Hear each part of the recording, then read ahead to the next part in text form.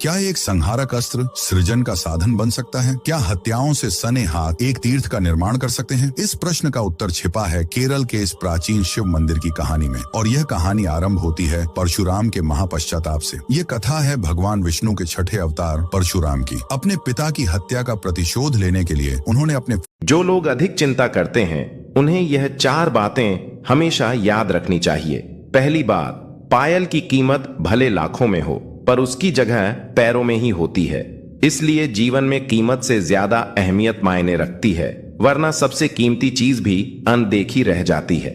दूसरी बात, नर्मदा मात्र एक ऐसी नदी है जिसमें परे हर पत्थर शिवलिंग जैसा दिखता है, जिसे नर्मदेश्वर शिवलिंग कहा जाता है। नर्मदा नदी भारत के 5वीं सबसे लंबी नदी है, जिसकी लंबाई 1312 किलोमीटर है, जो मध्य प्रदेश के अमरकंटक पठार से निकलकर महाराष्ट्र और गुजरात में बहते हुए खंभात की खाड़ी में जाकर गिरती है। ऐसा कहा जाता है कि जो व्यक्ति रोज सुबह सूर्य को जल अर्पण करता है उसके जीवन में अंधकार ज्यादा देर तक टिक नहीं पाता।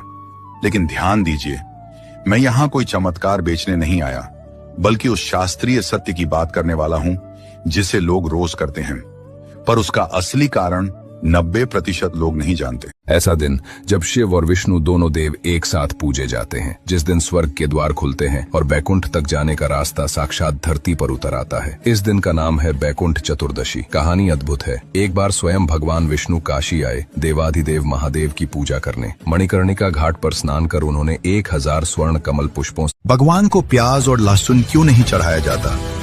कारण सुनोगे तो चौंक जाओगे, क्योंकि इनका जन्म धरती पर किसी बीज से नहीं हुआ, बल्कि एक राक्षस के खून और अमृत की बूंदों से हुआ था। ये कहानी शुरू होती है समुद्र मंथन से।